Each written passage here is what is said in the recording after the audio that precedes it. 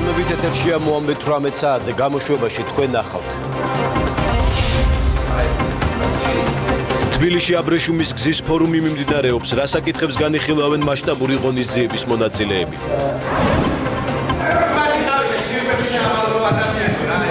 ხმაური იურიდიული კომიტეტის ხდომაზე პარლამენტი უზენაესი სასამართლოს მოსამართლეობის კანდიდატს უსმენს. ვაშინგტონის მუქარა ანკარას და ერდოღანი პუტინის შეხვედრა სოჩში, სირიაში დროებითი ზავის ვადა 5 საათში იწურება. უკვე 3 საათია ვლადიმერ პუტინისა და რეჯეპ ტაიპ ერდოღანის შეხვედრა მიმდინარეობს სოჩში. შეხვედრის დაწყებამდე ვლადიმერ პუტინმა აღნიშნა, რომ რეგიონში ვითარება უკიდურესად მწვავე არის, გამოც აუცილებელია თურქეთ-სირიის ორმხრივი შეხვედრა. რუსეთის პრეზიდენტმა იმედი გამოთქვა, რომ ანკარა და მოსკოვის საკუთარ როლს ყველა რთული რეგიონული პრობლემის მოგვარებაში შეასრულებენ. თავის მხრივ ერდოღანმა განაცხადა, რომ თურქეთის სამხედრო ოპერაცია სირიაში ახალ რეალობას შექმნის. შეგახსენებთ, სირიაში თურქეთის სამხედრო ოპერაციის შეჩერების ვადა დღეს სულ რაღაც 5 საათში იწურება.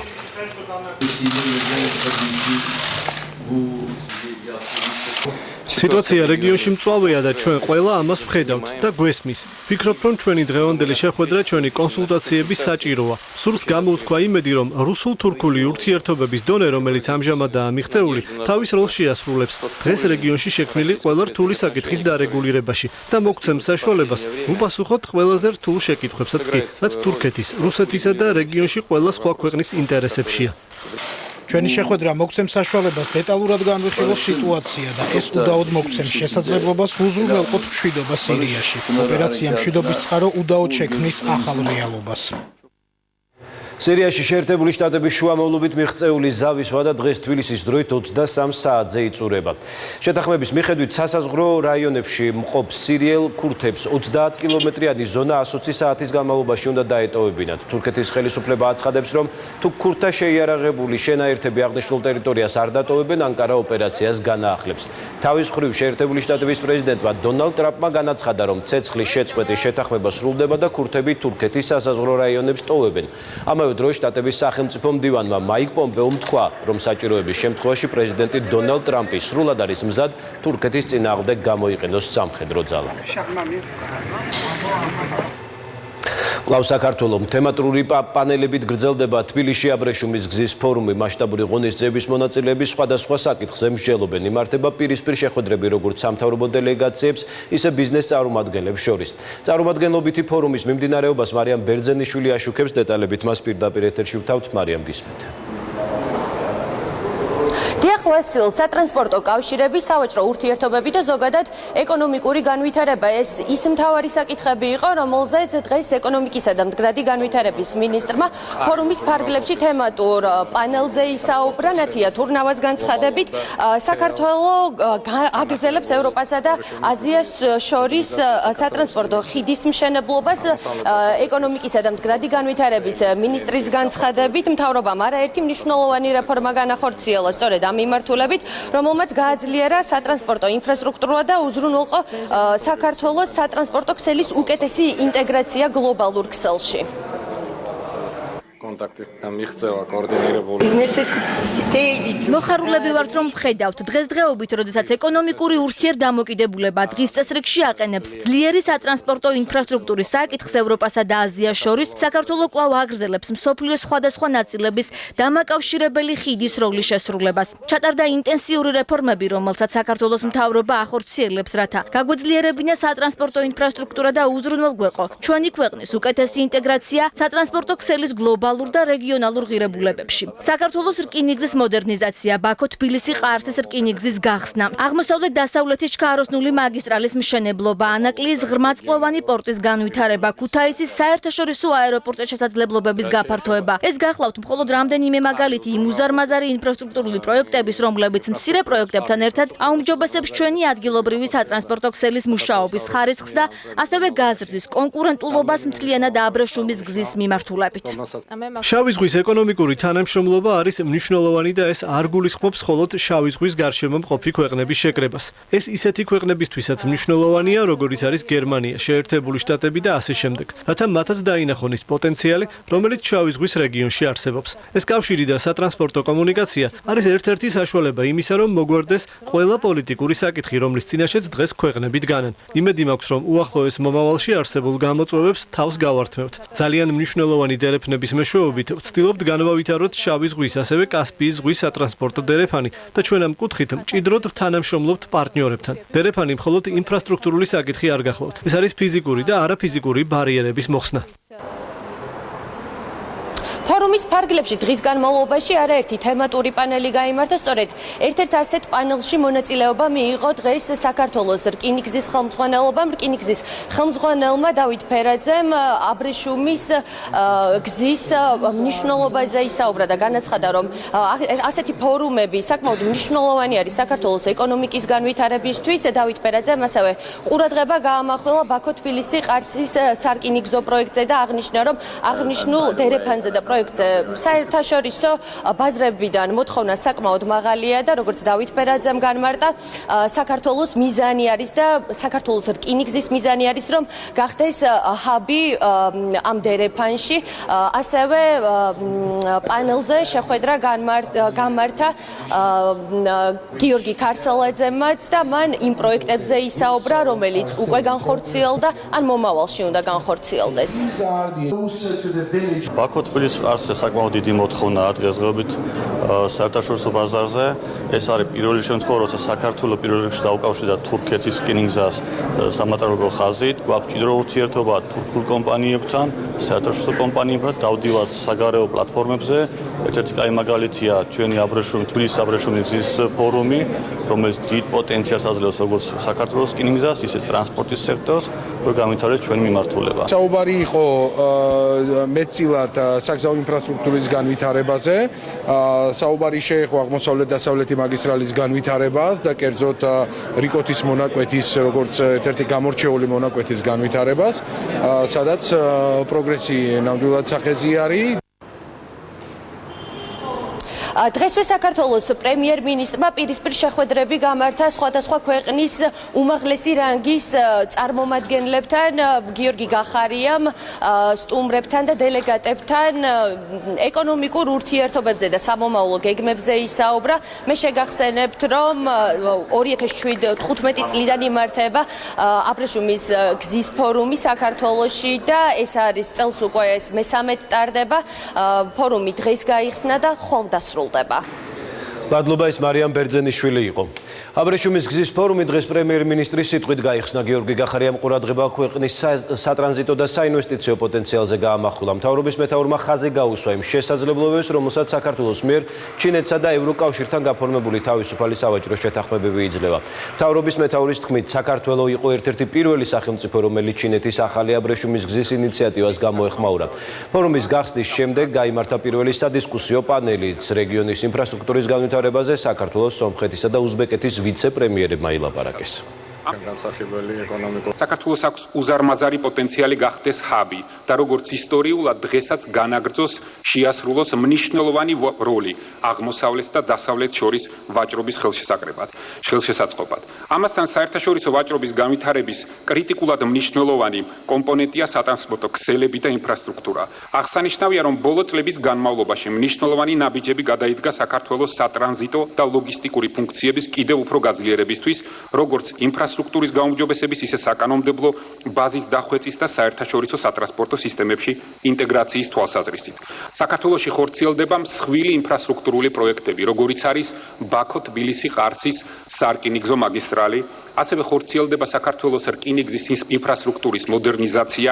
აღსანიშნავია ყველაფერი, რაც ხდება დღეს საქართველოს შავი ზღვის პირეთში ჩვენი ნავსადგურების როგორც მოდერნიზაციის, ასევე ახალი ღრმაწვოვანი პორტის მშენებლობისათვის. ჩვენ სამხრეთი ჩრდილოეთის დერეფანი გვაქვს, რომელიც იძლევა საშუალებას ბადერაბასის პორტიდან საქართველოს პორტამდე ყველაზე მოკლე მანძილი იყოს. ასევე ენერგეტიკაა ის სფერო, სადაც ურთიერთ დაკავშირება მნიშვნელოვანია. ჩვენ ვაშენებთ მაღალი ძაბვის მესამე ხაზს ირანთან და საქართველოსთან. ავიაცია კიდევ ერთი მიმართულება და ქვეყნისთვის, რომელსაც ზღვაზე გასასვლელი არ აქვს, უმნიშვნელოვანესია ამ მიმართულების განვითარება. თანამედროვე უზბეკეთი რეფორმების თვალსაზრისით პროგრესს განიცდის. ამ რეფორმებს შეიძლება ლიბერალიზაცია ვუწოდოთ. ჩვენ გვაქვს პრიორიტეტული მიმართულებები, ფორმირდება ღია ეკონომიკა და მასზე სახელმწიფოს გავლენა მცირდება. იქმნება მაქსიმალურად ხელსაყრელი საინვესტიციო კლიმატი. რეგიონში არსებული ურთიერთობების ახალ ფაქტორს წარმოადგენს ბაქო-თბილისი-ყარსის მაგისტრალი.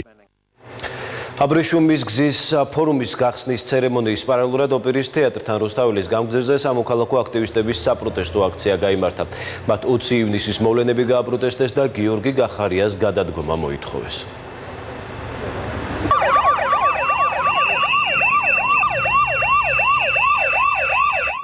გაიმართება თუ არა პარლამენტში მსჯელობა ანაკლიის სპორტის საკითხზე. სამი დამოუკიდებელი დეპუტატის შეთავაზებაზე, რომელიც საკანონმდებლო ორგანოში ანაკლიის კონსორციუმისა და ინფრასტრუქტურის სამინისტროს მონაწილეობით ღია შეხვედრის გამართვას ითვალისწინებს, კომენტარები კეთდება. კონსორციუმი მზად არის მისი ვალდებულების ფარგლებში მიიღოს მონაწილეობა მსგავსი ფორმატის განხილვაში. მინისტრთა კაბინეტისა და საპარლამენტო უმრავლესობის წარმომადგენლები კი პარლამენტში მსგავსი განხილვის აუცილებლობას ვერ ხედავენ. მაია ცკიტიშვილის განცხადებით, უმჯობესია შეხვედრების სამუშაო რეჟიმში გაგრძელდეს. ვიცე-პრემიერის ინფორმაციით კონსორციუმთან სამუშაო შეხვედრა მიმდინარე კვირის განმავლობაშიც არის ჩანიშნული. რეგლამენტის მიხედვით საკანონმდებლო ორგანოში მინისტრის დაბარება საპარლამენტო ფრაქციის ან 7 დამოუკიდებელი დეპუტატის მოთხოვნა სჭირდება. ორი მხარე ერთმანეთს ესაუბრება სხვადასხვა საინფორმაციო საშუალებების ერთმანეთს. და ამ შემთხვევაში რთულია მოქალაქისთვის გამოიტანოს ობიექტური ინფორმაცია. ამიტომ ჩვენ ვათავაზობთ შესაძლებლობას მობრძანდეს პარლამენტში არა თქვა დამოუკიდებელი დეპუტატებთან სასაუბროთ, არამედ იმ ადამიანებთან სასაუბროთ, ვინც გამოთქვამს სურვილს პარლამენტიდან დაესწროს, ასევე მედიას მივცემთ საშუალებას, რომ დასვან ძალიან მნიშვნელოვანი კითხვები. დამოუკიდებელი დეპუტატებს, რა თქმა უნდა, აქვს თავისუფლება, მათი უფლებაა ეს. მეც სიამოვნებით შევუერთდებოდი ამას, რომ ველოდე რაიმე განსაკუთრებულად ახალს ამ შეხვედრით. მე უფრო მაინტერესებს, როდესაც უკვე ფინალისკენ მივა ის ვადა, როდესაც ამოიწურება, შემდეგ რას ვაპირებთ და როგორი ხედვა იქნება, ამაზე გუნდში მიმდინარეობს მსჯელობა, ჩემთვის ეს უფრო საინტერესოა ამ ეტაპზე. რა იქნება მომავალში. ჩვენი ვალდებულების ფარგლებში მზათავართ მივიდეთ პარლამენტში, ღიად ვისაუბროთ პროექტის შესახებ, მის მნიშვნელობაზე, რა თქმა უნდა სასურველი იქნებოდა და ჩვენ ჯერ არ ვიცით ასე ვთქვათ პასუხი, მაგრამ სასურველი იქნებოდა რომ ეს ერთობლივად მოხდეს ჩვენსა და სამინისტროს მიერ, რადგან ეს უფრო მე ვფიქრობ საქმიან ასე ვთქვათ ფორმატ შეძენს ამას. არაერთი დებატი, არაერთი ეთერი, ღია განცხადება ქონდა რა თქმა უნდა ანაკლის თემასთან დაკავშირებით და ეს ყველაფერი მეტყველებს იმაზე, რომ ჩვენ ნამდვილად არ გვიჭირს ანაკლის პროექტზე ღია და საჯარო საუბარი. ამდენად ამ პროექტს არ სჭირდება კიდევ ერთი პერფორმანსი, არ სჭირდება პარლამენტში ღია განხილვა და ღია შეხვედრის მოწყობა ანაკლის განვითარების კონსორციუმსა და მთავრობას შორის. ჩვენ ამ შეხვედრებს აუცილებლად გავმართავთ იმ ფორმატში, იმ სამუშაო ფორმატში და არა პარლამენტში, რომელიც ჩვენ საშუალებას მოგცემს ორივე მხარეს მოვძებნოთ ამ პროექტის წარმატებისთვის აუცილებელი გამოსავალი. ბათუმის სპორტში ამერიკის შეერთებული შტატების საზღვაო ძალების ხომალდი USS სპორტერი შევიდა. შეერთებული შტატების საელჩოს ინფორმაციით ვიზიტი ემსახურება შტატებსა და საქართველოს შორის თანამშრომლობის განმტკიცებას რეგიონული მშვიდობისა და სტაბილურობის ხელშეწყობით. ეს გემის მეორე ვიზიტია საქართველოში, რაც კიდევ ერთხელ უსვამს ხაზს შეერთებული შტატებისა და საქართველოს შორის საზღვაო სფეროში თანამშრომლობას აცხადებენ დიპლომატიურ წარმომადგენლობაში. ჩვენთვის ძალიან დიდი პატივია ვიმყოფებოდეთ საქართველოში.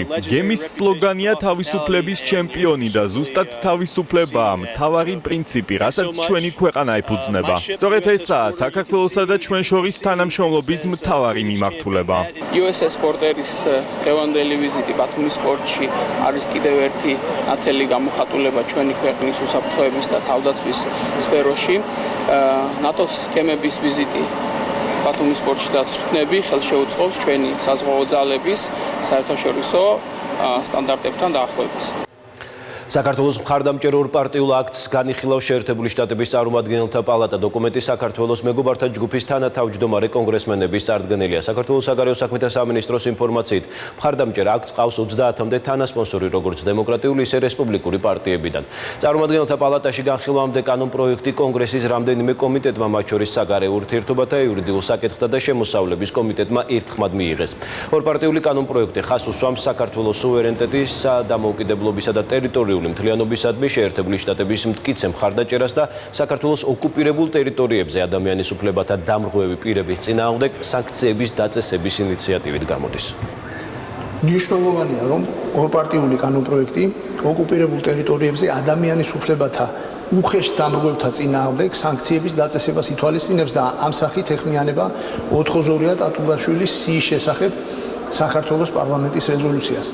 უსაფრთხოების საკითხებთან ერთად დოკუმენტი შეიცავს მნიშვნელოვან გზავნილებს შეერთებულ შტატებსა და საქართველოს შორის სავაჭრო ეკონომიკური თანამშრომლობის გაზრდის კუთხით, კერძოდ ხაზს უსვამს საქართველოსა და შეერთებულ შტატებს შორის თავისუფალი ვაჭრობის შესახებ შეთანხმების გაფორმების მიზანშეწონილობას და მოუწოდებს შეერთებული შტატების სავაჭრო წარმომადგენელს პროგრესი აჩვენოს ამ მიმართულებით. პარლამენტი უზენაესი სასამართლოს მოსამართლეობის კანდიდატს უსმენს დილის 11 საათიდან დეპუტატების შეკითხვებს გიორგი მიქაუტაძე იუსტიციის უმაღლესი საბჭოს მდივანი პასუხობს. იურიდიული კომიტეტის დღევანდელ სხდომაზე დეპუტატები ერთმანეთს რამდენჯერმე სიტყვიერად დაუპირისპირდნენ. გიორგი კობერიძე აშუქებს კომიტეტის სხდომას, მას დეტალებით პირდაპირ ეთერში ვთავთ. გიორგი, გისმენთ. ამჯერად სიტყვიერი დაპირისპირება საპარლამენტო უმრავლესობის ყოფილ და მოქმედ წევრებს შორის მოყვა სხდომაზე მყოფ საკრებულოს წევრისთვის ვატო შაქარაშვილისთვის კითხვის დასმის შესაძლებლობის მიცემას, რაზეც ითხოვდნენ დამოუკიდებელი დეპუტატები, თუმცა იურიდიულ საკითხთა კომიტეტის თავმჯდომარემ განაცხადა, რომ კომიტეტის წევრები ჯერ კიდევ ერთი თვის წინ შეთანხმდნენ წესებთან დაკავშირებით და ამ წესების მიხედვით თუ კი გარეშე პირს ექნებოდა კითხვის დასმის სურვილი, მაშინ ამას ის წარუდგენდა დეპუტატებს და სწორედ დეპუტატები გაახმაურებდნენ ამ კითხვას, თუმცა მიუხედავად ამისა, დეპუტატებს შორის გაგრძელდა სიტყვიერი დაპირისპირება და დამოუკიდებელი დეპუტატები აპროტესტებდნენ კომიტეტის თავმჯდომარის ამ პოზიციას. სხდომის თავმჯდომარემ დაგვთანდება, რომ თქვენ გადმოგცეთ ჩვენი შეკითხვები და შესაბამისად დაუსვათ. არა, ბატონო ლევან, ერთი წუთით. მე არ მithქვამს ერთი წუთით ბატონო ლევან. არა, გადმოგცეთ შეკითხვას უბრალოდ. თქვენ ხო თქვით, რომ გადმოგცეთ შეკითხვა. თქვენ შეგიძლიათ გააჟღეროთ. რა შეკითხვა გაქვთ? რა შეკითხვას დაუსვამდით, რომ მითხრათ თუ ბატონო ლევან, ბატონო ლევან. ერთი წუთით. ბატონო ლევან, ბატონო ლევან. ბატონო ლევან, ჩვენ ხომ მთელი ამდენი ხნის განმავლობაში კოლეგებო, ბატონო ლევან. ბატონო ლევან, თქვენი განსაკითხი არ არის, თქვენი შესაძლებელი არ არის.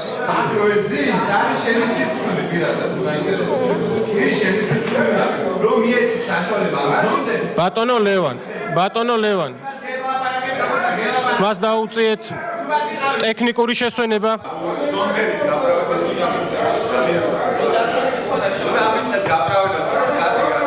თუ გსურთ, რომ ბატონ ვახტანგს მის გადასცეთ მიკროფონი და მას დაასმენოთ ეს შეკითხვა, ამაზე გიპასუხეთ.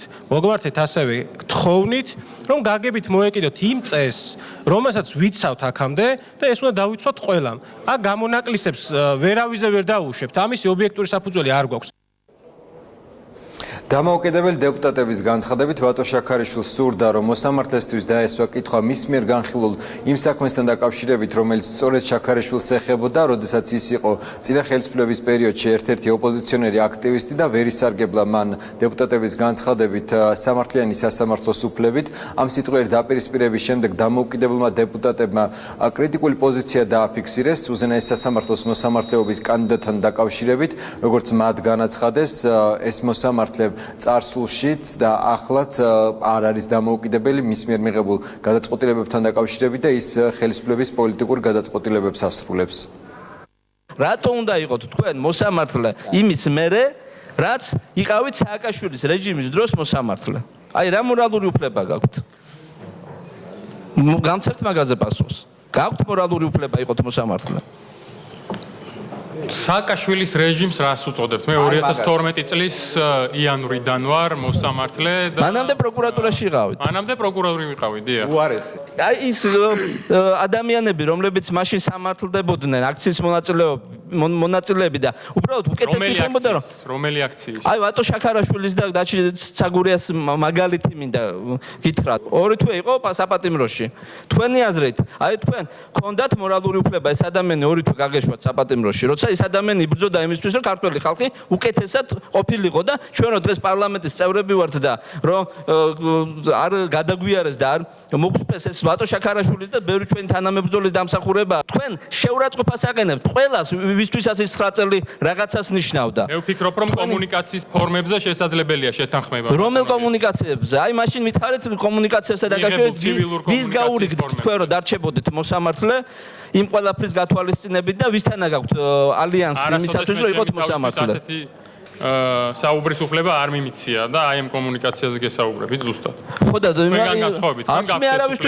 არც მე არავის არ მივცემ უფლებას რომ იყოს სააკაშვილის რეჟიმის მოსამართლე და მე აქ მოვიდეს და კიდე მომთხოვს მე მანდატი. შეფასებებია და თქვენი გადაწყვეტილება. ჩემი შეფასებებია, ჩემი გადაწყვეტილება და ეს გადაწყვეტილება ქართულმა ხალხმა მიიღო 2012 წლის 1 ოქტომბერს სხვადასხვა. ეს იყო ოფიციალური გადაწყვეტილება და თანამდებობების გარდა არაფერი არ გაინტერესებდა. ეს კლანიც მაგ გენეტიკითაა ფორმირებული, ის კლანი რომელსაც თქვენ წარმოადგენთ. ეს არის კლანი, რომლის ამოცანაც არის დააშანტაჟოს პარლამენტი, დააშანტაჟოს ქართველი ხალხი და ამის ხარჯზე მიიღოს თანამდებობები. ძალიან ნათელი მორალური სახე გაქვთ.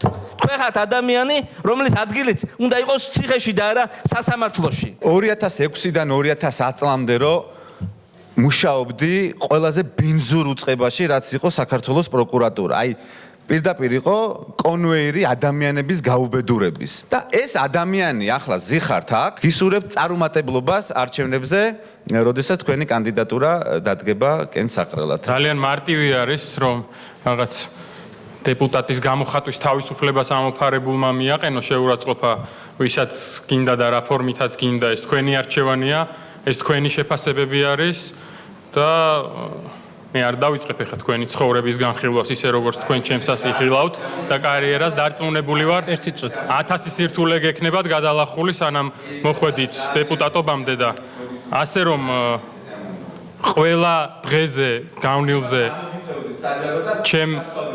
ჩემ კარიერაში ყველა დღეზე პასუხისმგებელი ვარ პროკურატურაში მათ შორის სასამართლოში და პირნათელი ვარ მე ჩემი სამსახურის წინაშე რომელიც შესრულებული მაქვს. უზენაესი სასამართლოს მოსამართლეობის კანდიდატმა კრიტიკის საპასუხოდ განაცხადა, რომ ის იყო პირნათელი და დამოუკიდებელი მის გადაწყვეტილებებში. ახლა გიორგი მიქაუტაძეს კითხვებს კვლავ დეპუტატები უსვამენ, რის შემდეგაც უკვე არასამთავრობო ორგანიზაციები და სამოქალაქო სექტორის სხვა წარმომადგენლები დაუსვამენ მათთვის სასურველ კითხვებს. მადლობა, ეს გიორგი კობერიძე იყო. გენერალურ პროკურატურაში სახელმწიფო უსაფრთხოების სამსახურის ყოფილი უფროსი ვახტანგ გომელაური, მისი ყოფილი მოადგილე სოსო გოგაშვილი და სუსის ანტიტერორისტული ცენტრის ხელმძღვანელი ირაკლი ჩიმაკაძე დაიკითხნენ. გავრცელებული ინფორმაციით საგამოძიებო უწყებამ სამივე პირი პანკში ჩატარებული სპეცოპერაციის დროს დაღუპული თემირლან მაჩალიკაშვილის საქმეზე გამოკითხა. სუსის მაღალჩინოსნების დაკითხვის შესახებ პირველ არხს ინფორმაცია როგორც გომელაურის უწყების პრესამსახურში, ასევე სახელმწიფო უსაფრთხოების სამსახურშიც დაუდასტურეს. უწყებებში დეტალური განმარტებისგან თავს იკავებენ ამ ეტაპზე დუმილსამჯობინებს სოსო გოგაშვილის, რომელმაც პირველ არხს მხოლოდ მისი გამოკითხვის ფაქტი დაუდასტურა. გენერალურ პროკურატურაში აცხადებენ, რომ თემირლან მაჩალიკაშვილის საქმის გამოძიების ფარგლებში ჭეშმარიტების დასადგენა ჩატარდა და ჩატარდება ყველა საგამოძიებო მოქმედება. ფაქტს ეხმაურებიან საკანონმდებლო ორგანოში. დავიდა 2 წელი და დღემდე არის დაუდგენელი ადგილი ჰქონდა დანაშაულს თუ ეს იყო ლეგიტიმური სპეცოპერაცია. საჭიროა საკითხზე სიმართლის გარკვევა, საგამოძიებო მოქმედებების ჩატარება და დასკვნის დადება. ევროპული საქართველო მხარს უჭერს საპარლამენტო საგამოძიებო კომისიის შექმნას. არის ძალიან სამწუხარო ის, რომ ჩვენი თუნდაც პარლამენტარები, ჩვენი ოპოზიციის წარმომადგენლები, სხვა ადამიანები მას შემდეგ განაგრძობენ სპეკულაციური განცხადებების კეთებას, რაც მათ დახურულ ფორმატში დეტალური ინფორმაცია მიიღეს სუსის წარმომადგენლებისგან. იქ მოვისმინეთ ბევრი დამატებითი დეტალი, რაც ასეთი სპეკულაციური განცხადებების საფუძველთან ცოტა შორსა. საქართველოს გენერალური პროკურატურა მამუკა ხაზარაძისა და ბადრი ჯაფარიძის მიერ გუშინ საგამოძიებო უწყებაში წარდგენილ მასალებთან დაკავშირებით განცხადებას ავრცელებს პროკურატურის ინფორმაციით 21 ოქტომბერს მამუკა ხაზარაძემ და ბადრი ჯაფარიძემ საგამოძიებო უწყებაში ბრიტანული კერძო კომპანიის მიერ ჩატარებული დაქტილოსკოპიური კვლევის ამსახველი დასკვნა კომპაქტ დისკი ასევე დაულუქავ ღია კონვერტში მოთავსებული მათი თქმით მუქარის წერილის დედანი და განცხადება წარადგინეთ. აღსანიშნავია რომ ზემოთ ხსენებული წერილი თვეების განმავლობაში სხვადასხვა ქვეყანაში პირთა განუსაზღვრელი წრისთვის ფიზიკურად იყო ხელმისაწვდომი, რაც მნიშვნელოვნად ართულებს მასზე ეფექტური დაქტილოსკოპიური თუ სხვა სახის კვლევების ჩატარებას. მიუხედავად ამისა, პროკურატურის მიერ კანონის მოთხოვნათა დაცვით უკვე განხორციელდა წარდგენილი მასალების საპროცესო წესით დამაგრება და დალუქვა. ამასთან საქართველოს პროკურატურა მიმდინარე გამოძიების ფარგლებში დეტალურად შეისწავლის გამცხადებლების მიერ წარდგენილ მასალებს და შესწავლის შემდეგ შესახებ დამატებით მიაწვდის ინფორმაციას საზოგადოებას, ნათქვამია გენერალური პროკურატურის განცხადებაში. კასპში მიმდინარე წლის მაისის თვეში არასრულწლოვანი დედის მიერ მოკლული შვილის მამას ბრალი წარედგინა გამოძება მიხეილ დვალიშვილს 16 წლის ასაკთან მიუღწეველთან სექსუალური ხასიათის ურთიერთობას ედავება. ბრალდებული დაკავებული არ არის. გორის სასამართლო აღკვეთის ღონისძიების შესახებ ამ წუთებში მსჯელობს. დაცვის მხარის პოზიცია მიხეილ დვალიშვილი აღკვეთის ღონისძიების გარეშე დარჩეს. შვილის მკვლელობაში ბრალდებულ არასრულწლოვანთან სექსუალურ კავშირზე გამოძიება შინაგან საქმეთა სამინისტრომ 2019 წლის მაისში დაიწყო. მას შემდეგ რაც ცნობილი გახდა რომ ბავშვის დედა არასრულწლოვანია.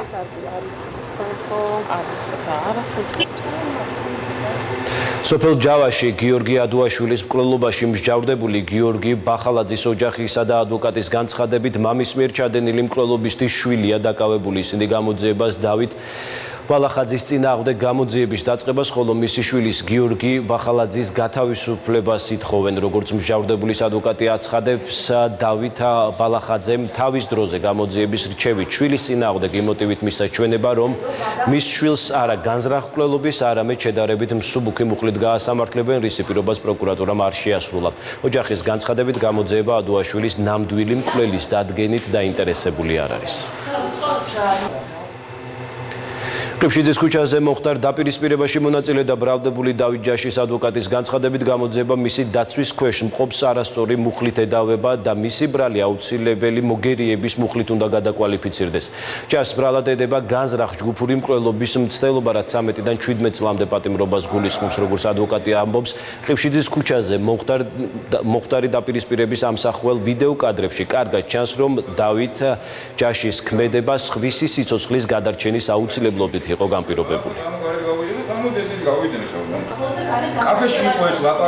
საპარლამენტო უმრავლესობის წევრმა დიმიტრი ცგიტიშვილმა ბიზნეს გაერთიანებების ხელმძღვანელებს მის მიერ შრომის კოდექსში მომზადებული ცვლილებები გააცნო. დეპუტატი ამბობს, რომ შრომითი კანონმდებლობის ხარისხის გაუმჯობესების მიზნით აუცილებელია კოდექსში განხორციელდეს ცვლილებები. ბიზნეს სექტორის უკმაყოფილებაზე, რომელიც ცვლილებების რამდენიმე მიმართულებას ეხება, დეპუტატი მიიჩნევს, რომ აუცილებელია მხარეებმა მიაღწიონ შეთანხმებას. ფონიჭალის ცხოვრებლების საინიციატივო ჯგუფის წევრები თბილისი რუსთავის ავტობანის პროექტის ფარგლებში ალტერნატიული საცხოვრებლით დაკმაყოფილებას მოითხოვენ. მათი თქმით, ამ პროექტის განხორციელების შემთხვევაში ფონიჭალაში მდებარე 10-მდე კორპუსს საფრთხე ემუქრება. ჯგუფის წევრები ინფრასტრუქტურის მინისტრთან მოითხოვენ შეხვედრას და ამბობენ, რომ მათთან რაიმე სახის შეთავაზებით ჯერ არავინ მისულა. საინიციატივო ჯგუფის წევრები იმასაც აცხადებენ, რომ ისინი პროექტის განხორციელებას არ ეწინააღმდეგებიან. პარტია ევროპული საქართველოს წარმომადგენლები აფხაზთა კრების წევრებს შეხვდნენ. დისკუსიის ერთ-ერთი საგანი უმაღლესი საბჭოს არჩევის საკითხი იყო. პარტიაში განმარტავენ, რომ პარლამენტში უახლოეს მომავალში წარადგნენ საკანონმდებლო ინიციატივას, რომლის მიხედვითაც უმაღლესი საბჭო 4 წლის ვადით უნდა იყოს არჩეული პროპორციული საარჩევნო სისტემით და მომდევნო არჩევნები საპარლამენტო და ადგილობრივი თვითმმართველობის არჩევნებთან ერთად უნდა ჩატარდეს. თბილისში მაჭავარიანის ქუჩისა და გელოვანის გამზირის დამაკავშირებელი გზის მშენებლობა გრძელდება. პროექტის მიხედვით 112 ოფისის მიმდებარე ტერიტორიიდან ახალი გზა სუპერმარკეტ აგროჰაბსა და ყოფილ მათე მოტორს შორის გაივლის და მარშალ გელოვანის გამზირს დაუკავშირდება. ბეტონის ახალი გზა 4-ხაზოვანი იქნება. პროექტი მიმდინარე წლის ივლისში დაიწყო და 2020 წლის გაზაფხულზე უნდა დასრულდეს. სამუშაოების საერთო ღირებულება 15 მილიონ ლარში ადგენს. ადგილზე სამუშაოების მიმდინარეობას დღეს დედაქალაქის მერი გაეცნო. ახალი პროექტი მოგცემს შესაძლებლობას, რომ კიდევ უფრო განიტვირთოს მოძრაობა და დამატებითი ახალი პროექტი განხორციელდეს ამ გზის მშენებლობის სახით, რომელიც დაახლოებით 15 მილიონი ჯდება. საკმაოდ რთულ პირობებში უწევთ კომპანიებს მუშაობა. მაჭავარიანის ქუჩასა და მარშალ გელოვანის გამზირს შორის დაახლოებით 200 მეტრი არის დონეებს შორის სხვაობა. ეხლა მიმდინარე სამშენებლო მოედანი მოიცავს 1800 გრძივ მეტრს მთლიანად, რაც ნიშნავს, რომ ეს გზა იქნება 2-2-ზე, პრაქტიკულად რომ შევადაროთ, როგორც ვერის ხეობაში არის 2 წამსვლელი გზა, ეგეთი ტექნიკური პარამეტრები აქვს. გზის ტექნიკური პარამეტრი გათვლილი არის 50 წელზე მეტი ექსპლუატაციის ფარგლებში. ქუთაისში გაეროს კვირეულის ფარგლებში გარემოს დაცვითი ღონის ზება გაიმართა გაეროს მხარდაჭერითა და არასამთავრობო ორგანიზაციების, საქართველოს ალიანსი უსაფრთხო გზებისთვის და განათლების განვითარებისა და დასაქმების ცენტრის ორგანიზებით ღონისძიებას ბოტანიკურმა ბაღმა უმასპინძლა. გაიმართა საჯარო ლექცია სახელწოდებით მდგრადი განვითარების მიზნები, გამოიფინა ნახატები და გაიმართა ვიქტორინა. კონკურსისა და ვიქტორინის გამარჯვებულ მოზარდებს გადაეცათ სერტიფიკატები და სამახსოვრო საჩუქრები. ხაზი გვინდა გავუსვათ კლიმატურ მდგომარეობას. ზოგადად მთელ მსოფლიოში ძალიან მნიშვნელოვანია ბუნების მდგრადი განვითარება, კლიმატის ხელის შეწყობა, ბუნების გაფრთხილება და ამ ჩვენი ღონისძიებითაც ხეების დარგვით ხაზი გავუსვით, რომ ბუნებასთან ძალიან მეგობრულ ურთიერთობაში გვინდა ვიყოთ. ყოველთვის მოხარული ვართ მასპინძლობის გავს ღონისძიებას. რამდენიმე ძალიან მნიშვნელოვანი მესიჯი გაჟღერდება. ერთის მხრივ ცნობიერების ამაღლება ახალგაზრდების არის ძალიან მნიშვნელოვანი, იცოდნენ უფრო მეტი თუ რას აკეთებს გაერო, რას გულისხმობს მდგრადი განვითარების მიზნები. მეორეს მხრივ მნიშვნელოვანი ასევე იცოდნენ, როგორ შეიძლება ქალაქის საქმიანობა ეხმიანებოდეს გაეროს მდგრადი განვითარების მიზნებს. რა თემებზე იქნება საუბარი, გადაცემაში ბიზნეს პარტნიორი ამას მისი წამყვანი ნიკა მუკბანიანი გვეტყვის, ის პირდაპირ ეთერში შემოგვერთა. ნიკა, მოგესალმები და გისმენთ. ვასილ, გამარჯობა. ბიზნეს პარტნიორის მთავარი თემა, რა თქმა უნდა, დღეს თბილისში მიმდინარე მასშტაბური აბრეშუმის გზის ფორუმია. დღეს შევეცდებით გავარკვევთ კონკრეტულად რა თემებზე მიმდინარეობს საუბარი და რა მნიშვნელობა აქვს საქართველოსთვის აბრეშუმის გზის ფორუმს. ასევე ვისაუბრებთ ბოლო დროს ბუნებრივი კუსტარულად დამონტაჟებულ გაზის გამათმობლებზე, რომელთაც გამო უბედური შემთხვევების რიცხვი მატულობს და როგორც ირკვევა, ბრალეულობა ხშირ შემთხვევაში მომხმარებლებზეა. შესაბამისად ამ ფონზე ნოემბრიდან რეგულაციების გამკაცრება იგეგმება და დღეს ენერგო ომბუდსმენისგან გავიგებთ კონკრეტულად სად არის გამოსავალი და როგორ უნდა გაიმიჯნოს პასუხისმგებლობა მომხმარებლებსა და კომპანიებს შორის. რამდენიმე წამში ვართ ეთერში, ასე რომ დარჩით საქართველოს პირველ აღზე და უყურეთ ბიზნეს პარტნიორს. მადლობა, ველოდებით ბიზნეს პარტნიორს. მომეთ 18 საათზე კი დღეს ამით დასრულებულია ახალი ამბების სურდო თარგმანს ესმა იაკობაშვილი უძღვებოდა. ყველა სიახლეს ვრცლად და 7 ენაზე გაეცანით 1 TVG-ზე. გმადლობთ, რომ გულყურებთ.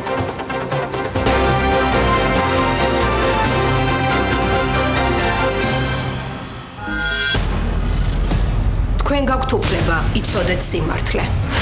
მხოლოდ ნამდვილი. უწყვეტი